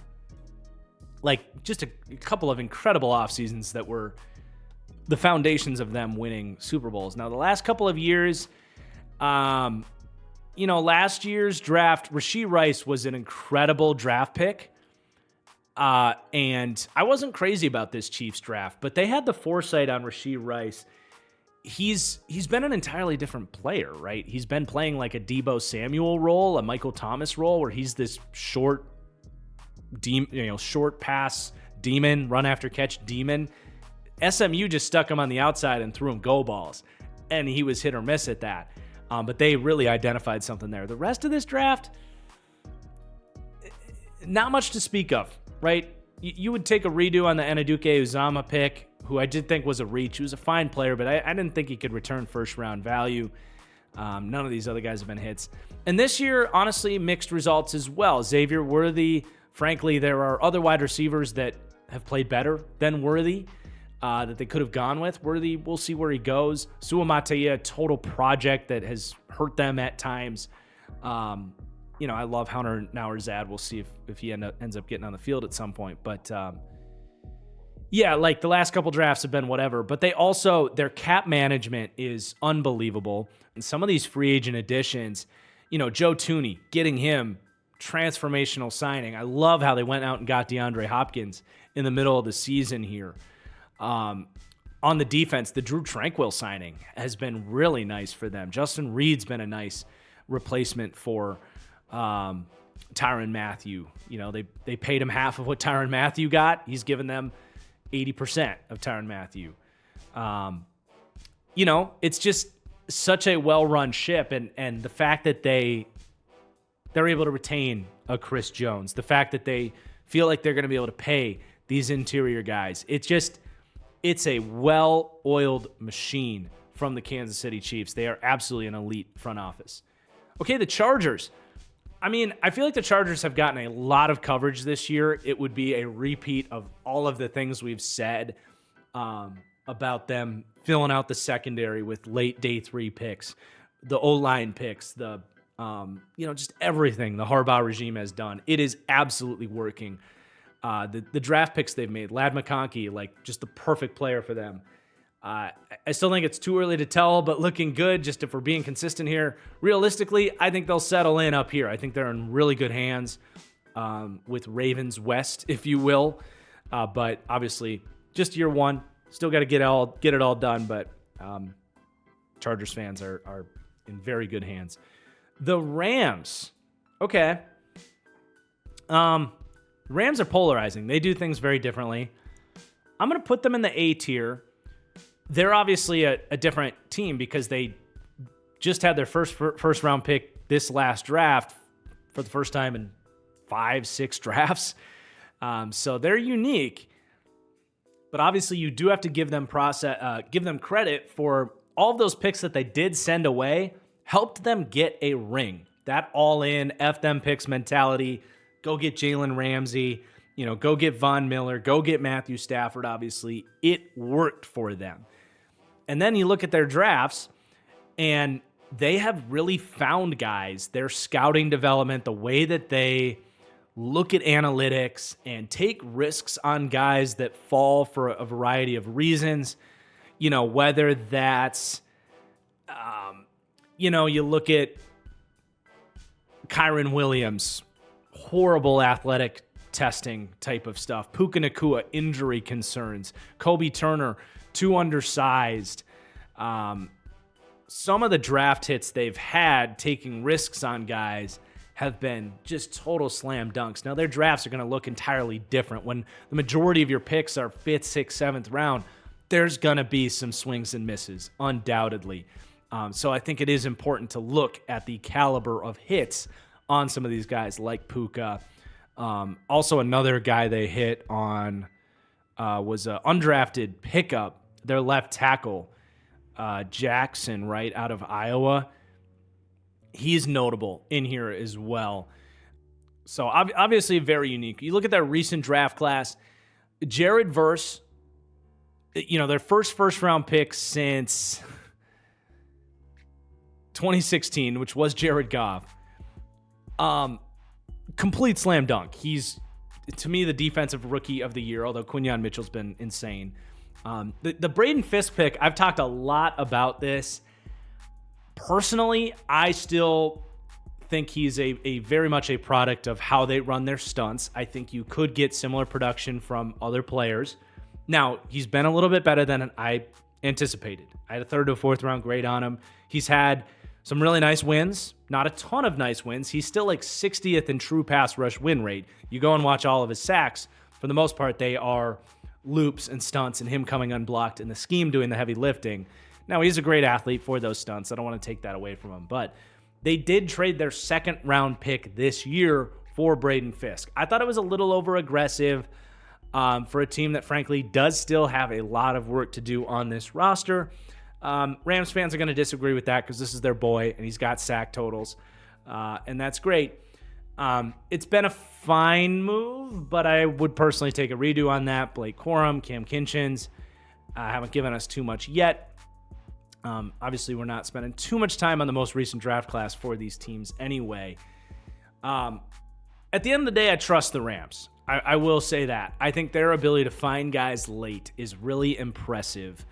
And their cap management, I think, showed to be impressive. They're on the, they are paying for some of the not mistakes. They're paying for some of the decisions they made and are in this weird kind of transition bubble where they're still trying to win, but they're trying to build for the future as well. So again, they're at this weird part in their cycle, but I do really trust this group. Braden Fisk criticism aside, and I'm going to put them in the A tier, but more towards the bottom of it because I do think this roster is quietly in a rougher spot than we might realize, and they do still have a lot of work to do to get this team back to being a legitimate Super Bowl contender. And how can they manage this Matthew Stafford transition as well while still trying to win? So they're in a really weird spot, but it's a group that I would trust to navigate out of this. All right, the Raiders, new regime, but we are very familiar with Tom Telesco. Tom Telesco, the former Chargers GM for a long time, a guy that would have some real slam dunk draft picks, but also really struggled to fill out the width and depth of that Chargers team for a long time, left Harbaugh and Joe Hortiz in a really tough spot. So we do have a background on Telesco. Let's look at his draft this year. So far, so good. Didn't overcomplicate it with Brock Bowers falling to them at 13. Jackson Powers-Johnson, bad snaps aside, I think is going to be a hit for them. Delmar Glaze in the third round for a third-round tackle. You're encouraged by what you see, I think. Decamarion Richardson, Dylan Laub, Tommy Eichenberg all have different levels of potential for the future. But I think it was a really good draft. I was always a little bit higher on Telesco, but the inability to fill out the holes was always frustrating. I will count this as a too early to tell, but looking good. Maybe just too early to tell, period. Because I would say the Bowers and Jackson Powers-Johnson picks are very reminiscent of Chargers picks of old, where he kind of just follows the consensus. And consensus is right more often than not. But those picks kind of just fell in his lap, made the picks that were pretty easy for them. And, so far so good. But, again, too early to tell there. Miami Dolphins, Chris Grier and company. I am going to put them in the D tier for now and evaluate this. Let's start with their drafts, but you got a lot to talk about with them with free agency and the Tua contract. So Chris Grier has been here forever. So it's kind of like, where do you want to start? The Wilkins pick was good. Found Van Ginkel. This draft was fine. I think you start here in 2020. I was not a fan of this draft, man. I thought Tua was the wrong quarterback. Personally, Jordan Love was my guy over Tua, but obviously they could have had Herbert as well. So, look, I know Dolphins fans, Tua's your guy. They could have picked a better quarterback, straight up. Austin Jackson, he's been fine. He's slowly developed into a playable tackle, but not for the 18th pick. Noah Igbenogany, a complete non-factor. Robert Hunt, good player, but your poor cap management, you didn't get him to get to his second contract, which if you're letting good offensive linemen leave, that's a huge issue for this team. Raekwon Davis, flop. Brandon Jones was a flop for them, playing well for... this is just a horrible, horrible draft class. I know seeing Tua at the top, you can stomach it, maybe, if you're a Dolphins fan. But seeing who went next with Justin Herbert, Jordan Love was in this draft class, Jalen Hurts is a better quarterback. It just was a horrible draft. 2021, much better. Waddle, great pick. Jalen Phillips, great pick. Granted the injuries, Javon Holland. It's a monster first 3 draft picks. There's no way around it. So much better there. 2022, this would have been where they went and got Tyreek Hill, right? So they didn't have a whole lot of picks, but the Tyreek Hill acquisition has been a slam dunk for them. They got nothing else out of that draft class. Taking Channing Tindall to pick before Leo Chanel, I will knock you for that, Chris Grier, because that should have been obvious. Leo Chanel was just a much better prospect who played a similar role to Channing Tindall at Georgia, at Wisconsin. So that was a horrible pick. Could have had Chanel. The 2023 draft, Cam Smith, not looking like a good pick. He was kind of a consensus pick darling, whose tape I thought was really underwhelming. I had a second-round grade on him. A lot of people had a first-round grade on him, so I can't be too harsh on them for that draft pick. But his tape just wasn't great at South Carolina, frankly. But Devin Achane, Amazing pick in the 3rd round. So you got another hit in there. 2024, Chop Robinson's playing really, really well. But the overall process this offseason, man, you get weak. When the main criticism on this team was, can you play physical football in cold weather? When that's your main criticism, and your offseason consists of losing Christian Wilkins, losing Robert Hunt, and you replace on the D-line with a speed rusher and Chop Robinson, who's been a good rusher but can't stop the run, and Patrick Paul, who's a complete project at tackle. You draft a 3rd, 4th string running back. We'll call it 3rd string. And a couple of, gadget wide receivers that you don't really need. Even if some of these guys are good players, the overall process from the Dolphins this offseason has left them in a really, really tough spot. Fresh off the heels of them in their biggest game of the season on the line. They have to go to Lambeau, and they shit the bed.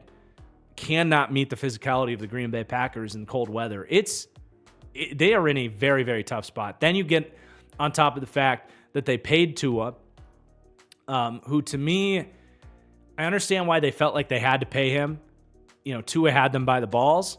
They felt like they were in a position to win, but hindsight's 2020, but there's no way you wouldn't redo that contract if you're the Dolphins. Whether it's franchise tagging him, reminds me of the Giants, who should have just tagged Daniel Jones. Should have seen if Tua could have stayed healthy for a season, him racking up another concussion. I know it's a sensitive subject, but that puts the whole situation in a tough spot. We were seriously considering if he was going to retire. If it happens again, it almost feels a guarantee that he's going to have to retire, let alone that I just don't think he's a $55 million quarterback that can elevate that team. Frankly, if Tua hit the market, I think Miami could have gotten by paying him a good $20 million less. I don't know a team in the league that was going to pay Tua more than $30 million a year. I just don't. So to me, I think they kind of got played by the balls by Tua. And I don't think it's a good front office, man. They have some hits in there, right? Some good draft hits. The Tyreek Hill acquisition was great. They found McDaniels, been really good for them for the most part. But I don't like the state of the Dolphins front office right now. Okay, Minnesota Vikings. This will be an interesting one. I know this sounds crazy, but I'm going to put them at C for now. Let's look at their drafts, and we'll see why. So Kwesi took over in 2022. The Vikings actually moved on from Rick Spielman, who I kind of like Rick Spielman. He had a lot of really good drafts, like hitting Justin Jefferson at 22, Christian Darrisaw at 23. That's not Kwesi's doing, right? That's not O'Connell's doing. They inherited those guys. And a lot of the other guys like Brian O'Neill, those were previous draft hits. What Kwesi has done here, really, frankly, quite underwhelming. The first draft, horrible. Truly, truly horrible. One of the worst drafts a GM has had in the last 3 years is Kwesi's first draft. The Lewis Cine pick, that's a draft win for me. I had a late second, early third round grade on this guy. I thought his tape was, he was a kickoff coverage guy every snap at Georgia. That incredible defense. He was the least impressive player on it. They played him 20 yards deep. He played run and chase. He had no coverage instincts. He was stiff as a board, but ran fast. So they took him in the first round. Complete whiff. He's not even on the team anymore. He barely ever played for them. Andrew Booth, talented player, but with injury concerns. The injury concerns surfaced, no longer on the team. Evan Ingram, I believe, has been actively benched. Showed some signs last year, but I thought that last week, I thought they played Dalton Reisner over him. So that he's not having a good year. Brian Asamoah, complete reach in my opinion. One of these, skinny, lanky, athletic linebackers. Caleb Evans, like they have no hits in this draft. The best player they have is Jalen Naylor, who's like a nice wide receiver 4. So that's where you start with Kwesi. 2023, Jordan Addison, a good pick in the first round. That's fine. But beyond that, really not much to speak on. Mekhi Blackman hasn't given them much. Jay Ward doesn't really play for them. Jacqueline Roy is no longer on the team. Jaron Hall, a non-factor, no longer on the team. So other than Jordan Addison, which was a good pick that kind of fell in their lap, nothing wrong with it. But other than that, nothing in the first 2 years for them. Now, this second round pick did go towards getting TJ Hawkinson, which is arguably their second best draft pick. That was a good move by this regime. This year, jury is just entirely out. We can't knock them for this. I think their process was just fine. JJ McCarthy, complete unknown, to be determined. Dallas Turner, complete unknown. Total developmental traits-based prospect. Very, very much on the Leonard Floyd to, I'll say Brian Burns spectrum with Dallas Turner. We'll see, right? Aggressive move. They gave up their third and fourth round picks to go up and secure those two players. Kyrie Jackson, also just tragic incident. I thought it was a good pick, but tragic incident. Can't hold that against the Vikings, obviously. The rest of these guys have given them nothing. Reichert's been a decent pick as a kicker in the 6th round. So frankly, their draft history is more of a D/TBD because this is going to be a huge part of what they got going on in the future. Now, free agency has been a different story for the Vikings. Mentioned the Hawkinson trade, huge hit for them. You go get Aaron Jones this year on defense. Harrison Phillips been a good signing for this group. Blake Cashman, Jonathan Grenard, Andrew Van Ginkel, just slam dunk hits there. Arguably their best draft overall process move in terms of finding value. He's on IR right now, but Avon Pace as an undrafted linebacker, huge hit for them. They have done a good job via free agency for this team for sure. But they are C- wavering on D. They just haven't proven anything yet. We're optimistic for what McCarthy and Turner are going to be, but we can't give them credit for that quite yet. They do get some credit for Darnold as well, but I think that's more of a Kevin O'Connell thing. But front office is O'Connell plays into that front office evaluation. So I think C is totally fair for the Vikings. Just very much, it's almost too early to tell, but looking good because of the players they took this year. But this is their 3rd year, so I think we'll put them at C for now. Patriots, this is definitely just too early to tell. I mean, Drake May fell into their lap. That was an easy pick, but I was very critical of their draft this year. And obviously, this is like the first year of this regime because Belichick was coach and GM. Elliott Wolf has been there, but this is really Elliott Wolf's first opportunity as a real GM. I frankly hated their draft other than Drake May. That was like a huge steal at 3. If Drake May was in this upcoming draft class, it'd be number 1 easy with a bullet. But Jalen Polk, I did not think was the right wide receiver pick. They traded down where they could have had Ladd McConkey. That was a huge mistake. I mean, the jokes would have been hilarious if they took Ladd McConkey with all the, their legacy of white slot wide receivers, but he would have been the pick for them. Caden Wallace has been injured. Layden Robinson looks like a decent find in the 4th, but he's been injured. Javon Baker hasn't given them much. They've had some injuries there, so time will tell. But they really have gotten nothing quite yet. But again, too early to tell. They did take Drake May, which was the right decision. And we'll see where it goes. New Orleans Saints, man, I love Mickey Loomis, but I think we got to put them at C for now and take a look at this thing. And this could even go down. Now, obviously, before we even look at their drafts, them being revolutionary in terms of cap management, void year contracts, restructuring deals, I will always give them credit. The modern cap framework, the way teams like the Eagles and the Chiefs and, the Niners manipulate the cap in the way that they do. This team right here was at the forefront of all that. So they get a ton of credit for that. But what they've done the last 3 years, let's take a look. And I say the last 3 years because that's when Sean Payton left. And Sean Payton, as we know, had a huge say in their draft decisions. The 2022 draft was aggressive. They got very aggressive, trading a future first-round pick to go in post-Drew Brees here with Jameis Winston as their quarterback, right? I think this entire Saints conversation centers around their over-aggressiveness and lack of ability to be realistic with themselves. And to make that move for Trevor Penning, I'm pretty sure they flipped a first-round pick this year in 2023 for Trevor Penning. And they traded, a big cluster of, mid-round picks, including maybe a second-round pick in there somewhere. I could be wrong about that, but it was a hefty amount of picks to move up for Olave, which was a good move, but that was a full-scale assault to go get Chris Olave. But it's just obviously not worth to go get Penning. Taylor's been fine as a second-round player, and they got nothing else there. The 2023 draft, Brian Brzee just hasn't been a hit yet, unfortunately. I still believe in his future, but he's not where he needs to be. Isaiah Foskey was a massive reach at 40. I said it at the time. Wasn't a big Kendre Miller fan. Nick Saldiveri hasn't done anything for them. Jordan Howden is the best player for them in this draft class. A.T. Perry showed some promise, and then they cut him for some reason. It's been a horrible draft, 2023. 2024, Fuaga with the 14th pick. Fine enough. Not going to be critical there. Kool-Aid McKinstry, I like that pick. They take Rattler in the 5th round. Bub Memes. This draft looks fine right now.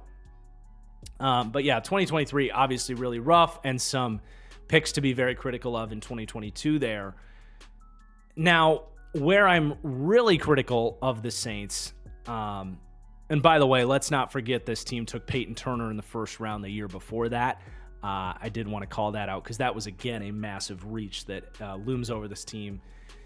Same team, by the way, that traded a future first to get Marcus Davenport. It's just over-aggressiveness from the Saints. Now, like I said, my biggest knock on the Saints is them telling themselves that they can win with this football team.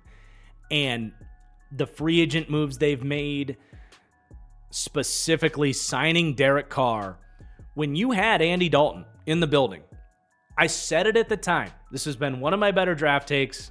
Saints fans, I know I'm sounding full of myself right now. I don't think you've given me enough credit for this one. The Saints should have re-upped Andy Dalton because I said, I'm not sure he's worse than Derek Carr. I think they're very similar caliber quarterbacks. You look at their performances, eye for an eye over the last 2 years, tell me the difference. Just tell me the difference. I don't think you can. In fact, Andy Dalton went in for Jameis in 2022 and played pretty damn well for this team. Despite a lot of unlucky interceptions that year, balls bouncing off, his guys' hands and deflected interceptions, that kind of stuff that made the stat sheet look a little worse than it was. But had this team just admitted, we are in transition, we'll try to win with Andy Dalton, but not handicap ourselves with this massive Derek Carr contract, committed to a bit of a rebuild, you would be in a much better spot currently than you are. But now you're sitting here, still kind of winning games as Derek Carr's, playing okay. He's playing like Derek Carr. You've signed Chase Young. You've kept these, defensive players around. You've re-upped with Alvin Kamara. They are just in a really weird, tough spot. I would say the Saints are in as challenging of a rebuild window as anybody, and there's nobody to blame for that other than Mickey Loomis, who has continued to drink his own Kool-Aid with his cap management and just been unable to look himself and his team in the mirror for where this team is and needs to go. And for me, for that, even if I like Mickey Loomis and think this team can find some players in the draft, it's frustrating to this point where they're at. So I got to put them at a C, and I will see where this goes moving forward. All right, moving on, the New York Giants. Joe Schoen hired in 2022, so this is his 3rd going on 4th season. I do like Joe Schoen a lot, and the Giants Hard Knocks showed us a lot of him. They've had a really challenging job. I think you do have to criticize this front office, Daboll included, for extending Daniel Jones. I think it set this team back 2 years, and we've seen that. Let's take a look at their drafts. How are they doing? 2022 is their first one. Not their best effort. Kayvon Thibodeau, they were the ones that got to get him in the building and talk to him. All the talks about this guy is, he's kind of he thinks he's an A-list celebrity, maybe not the most insane NFL work behavior to get the most out of his traits. There was a lot of talk about that. And I would say for the most part, that has come true. He's a good player. He's shown incremental developments, but he hasn't been a slam dunk pick with the 5th overall pick in the draft. And then Evan Neal at 7's been a disaster. And to be fair, I would have made those 2 picks myself. I thought those guys were blue chip prospects or close to it and easy selections for them to make. Unfortunately for them, it just hasn't worked out. The rest of these picks, Wan'Dale in the 2nd round, I was critical of that because I just didn't see the upside with the 43rd pick in the draft. I think you can find a Wan'Dale Robinson later and through free agency. I think that's true. Wan'Dale's a nice player, but again, value at 43, not there. Zwadu was a reach. He's been a whiff. Flott, at 81, whatever. Mike McFadden in the 5th round's a nice find, but overall, this has not been a good draft class, right? You'd give this a D in hindsight. 2023, again, picks I really liked, but picks that aren't working out. I really liked Deonte Banks. I saw the process from that with them. He had an up and down rookie season and a down second season. John Michael Schmitz, loved him where they took him. He has not worked out. Jalen Hyatt, speed merchant, not a good pick. These first 2 drafts have been really, really bad for them. 2024, though, this is where things seem to be like they are hitting their stride. They're figuring things out. Malik Neighbors, pick came to them, easy selection.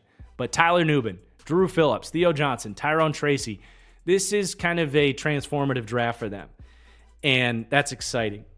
All these guys have made a big impact, and you're feeling better about that. Now, they've also done some stuff in free agency, right? They go get Brian Burns. I think very necessary. A slight overpay on the contract on Brian Burns. He's always been discussed as this elite alpha number 1. He's a number 1, but he's a step down from that top crop, so to speak. He's probably more in the $23 million bucket than the $30 million bucket where they ended up having to pay him. But if we pull up the Giants depth chart here, still a decent enough move to go get him. Signing Bobby Okereke was a great move for them. I like what they did with the offensive line this offseason too. Good foresight to go get Carmen Brasillo, the offensive line coach, but Jermaine Illuminor on the cheap, John Runyon. The offensive line's been much better this year. Andrew Phillips, unfortunately, has been injured for them at left tackle recently, but I'm feeling better about the Giants. I do still believe in them. It's almost too early to tell, but looking good. But they would have been hired the same year as the Vikings. So I think right next to the Vikings in terms of things aren't going great, but heading in the right direction. New York Jets, they don't even have a front office right now. It's Aaron Rodgers. So this is an F currently, and will be in the too early to tell moving forward. Howie Roseman and the Eagles, another well-documented team. I don't want to spend too much time on this, but this is elite. The job Howie Roseman has done with this roster, from cap management to value trades in the offseason. Getting A.J. Brown for just a first-round pick and a $25 million contract, one of the best moves of the last 5 years. The drafts, year after year, just finding, he just picks up, he doesn't overthink it. He just picks up the value that people leave behind. And way more often than not, that works out for him. Jalen Carter there at 10, we'll take the best player in the draft at 10, or one of the best players in the draft at 10. Quinyon Mitchell, I think they had to move up to go get Cooper DeJean, but just incredible values. They've been transformative for this team's season. Scouting value finds a guy like Zach Bond out there in the free agent market who showed really good tape in New Orleans. Self-correcting and course-correcting the coordinator hires, going to get Kellen Moore and Vic Fangio, from a staff point of view, really good there. What else is there to say about Howie Roseman? The list just goes on and on and on. Some moves get overrated at times because he does go for the big names. The Jahan Dotson trade, probably take that one back. There's all these little subtle pickups that he makes. He was the guy that picked up or traded for Alberto Quegbunam, this hype machine of this freaky tight end. There's some moves that people hype up and people say, how did Howie keep getting away with it, that don't always work out for him. But for the most part, it is a case of how does Howie keep getting away with it. Pittsburgh Steelers, I feel like you can pretty safely just drop them in the A tier. They're just incredibly steady across the board. They haven't been able to make the change. They haven't been able to get over that hump quite yet. Maybe this year is the year. I don't know. We'll see. I love the Russell Wilson pickup, but as we know, this team drafts incredibly well year after year after year. They find guys like Nick Herbig, Alex Highsmith, George Pickens. They've just been this wide receiver factory for years and years and years. You could go down all their drafts. They're just incredibly stable and have been for the last 6-7 years. They had a rough stretch there for sure. In like the 2013 to 2015, I think, around that time. But yeah, very safe on the Steelers. I don't think we necessarily need to get too far into it. I don't think they're elite, but definitely A tier. Seattle Seahawks, kind of a new regime because John Schneider, one of my favorite GMs in the league, this was the first year where it's kind of his show with Pete Carroll leaving and then Mike McDonald putting in his influence. I actually am going to put the Seahawks at A tier because I think John Schneider, as long as Pete Carroll doesn't get too much say over the course of time, has been insane.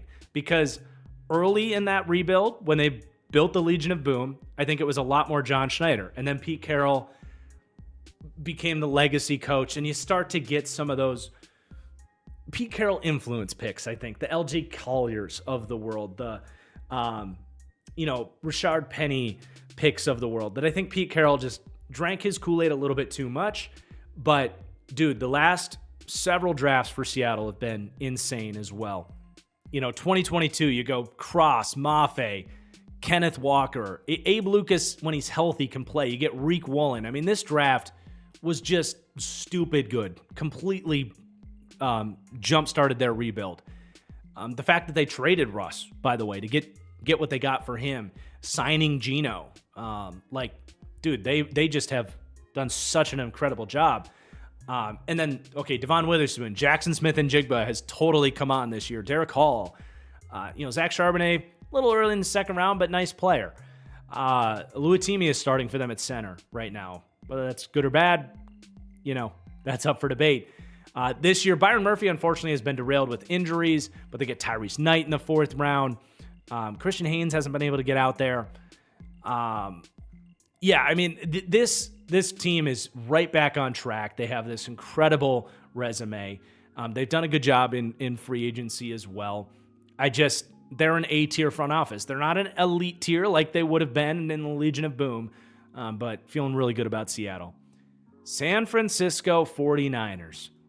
This is really split for me. I'm going to put them B for now.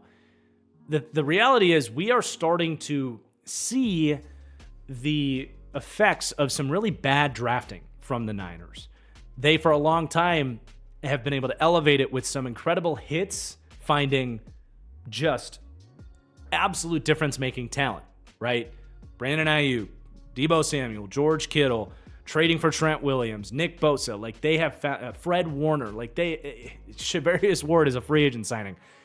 When they hit big, and they have incredible coaching to offset it. But, and by the way, Brock Purdy is a 7th-round pick. They obviously do some stuff at the absolute best level. Now, they have had a rough go at it drafting over the last 4 years. 1st-round pick, Javon Kinlaw. Really not much. I mean, they get Jawan Jennings in the 7th round. Again, when they hit big. They find a guy like that who fits their system incredibly well. But the Kinlaw pick was a flop. The Trey Lance situation, devastating situation. They make up for it by finding Brock Purdy in the 7th round the next year, but you're not picking in the 1st round the next 3 years because of the Trey Lance trade. Aaron Banks in the 2nd round, meh. Trey Sermon, a flop in the 3rd round. Ambry Thomas, okay for a 3rd-round pick. They do find Diamador Lenore in the 5th round, just got a massive contract. Talanoa Hufanga, Elijah Mitchell. Again, there are good things in there for the Niners. But then you go to 2022, Drake Jackson, woof. This pick was especially just crazy bad. When they made it, made no sense. Danny Gray, a speed merchant in the 3rd round. Spencer Beerford hasn't worked out for them. They cut Womack too early. Brock Purdy saves this entire thing, but what a bad draft other than Brock Purdy. And that's, 3 years later, you're starting to feel like this team is Brock Purdy against the world a little bit more. 2023, these picks were all really weird. Jair Brown was a fine player, but always lacked athletic upside. That's kind of what he's been for them. He's been a really low-end starter. Jake Moody in the third round was just never should have happened. And Cam Latu was the worst of these three, just no upside at tight end. Beyond that, they didn't find anybody in this draft. That is 9 draft picks thrown in the trash. Like, just horrible, horrible drafting. Then this year, all right, a little better, like Ricky Pearsall, Renardo Green. Looks like a good pick. Dominique Pooney, Malik Mustafa. This is finally them having a good draft that they desperately needed. But this cluster, really down through here, that's a lot of... Sorry, I highlighted the wrong stuff.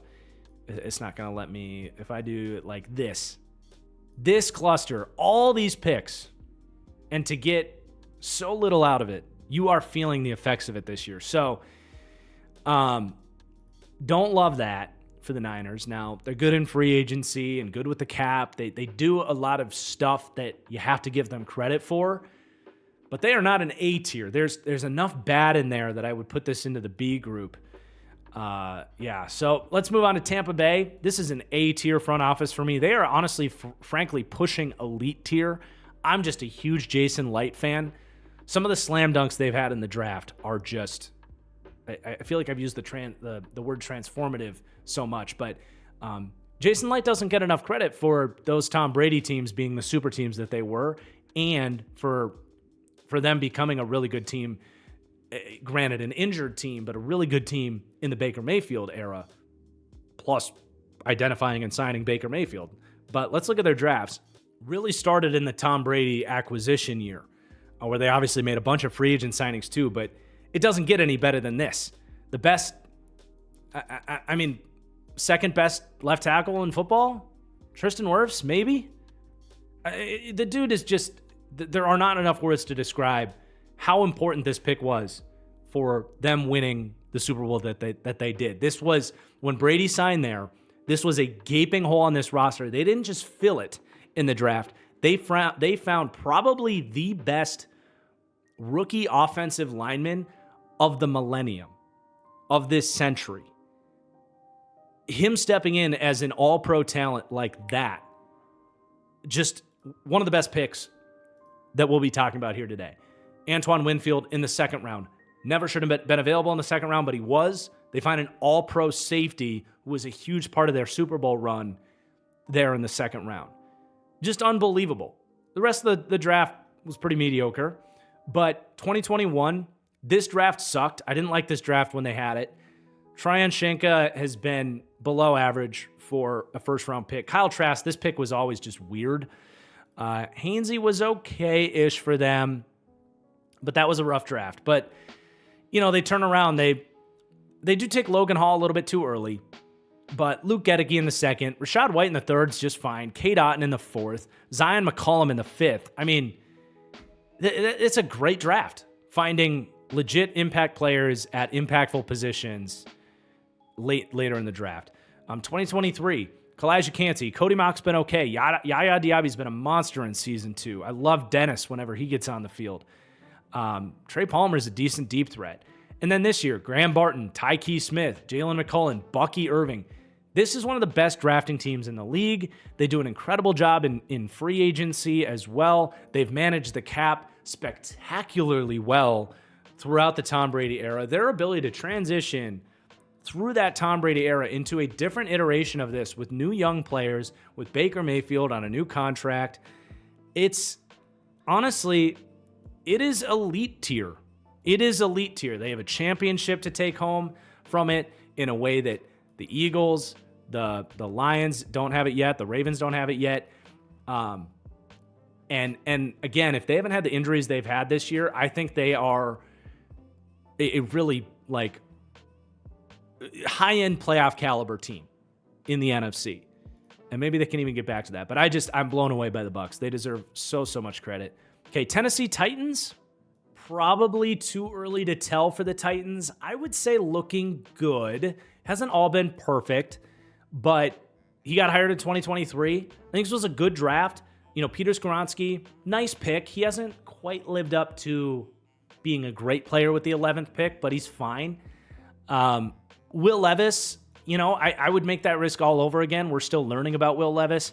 Tyjae Spears, 3rd round, absolutely. Wiley looks pretty solid. So, pretty good draft. And then this year, I like what they did. Latham, I wasn't a fan of the pick, but I think he looks promising. He's coming off a horrible performance against the Texans, but he has not been a bust and shows a lot of potential. Tavondre Sweat looks like a great pick. They believed in his football character. So far, so good. Jarvis Brownlee for a 5th-round pick looks nice.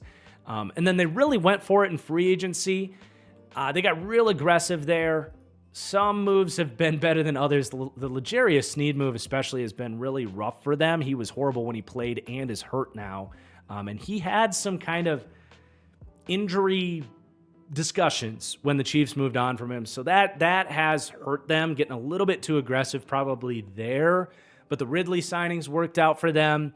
Cushenberry got hurt at center, but you feel like that was a good signing, I think, even if he started a little slow for them. It's too early to tell, but I like Carthon. I think he's going to be just fine. And then same thing for Washington. I mean, obviously, they go with Daniels over Drake May. Kind of went against the grain for a lot of people on that. And that's been a good call for them. They've really filled out that roster with so many little budget moves. The rest of their rookie draft, I was critical of. And to this point, it's to be determined. I don't need to linger on it because we're still learning about these guys. But, they could have had a Cooper DeJean and they traded down for Sainristal and Sinnott. I question, they let the Eagles get Cooper DeJean. I kind of question that move. Brandon Coleman has been much better than I expected. I'll give them that. Luke McCaffrey I did think was a reach. I'm not going to change my opinion on that at this point in time. Like the Johnny Newton pick. So, time will tell on this draft. That's their first draft with this new regime.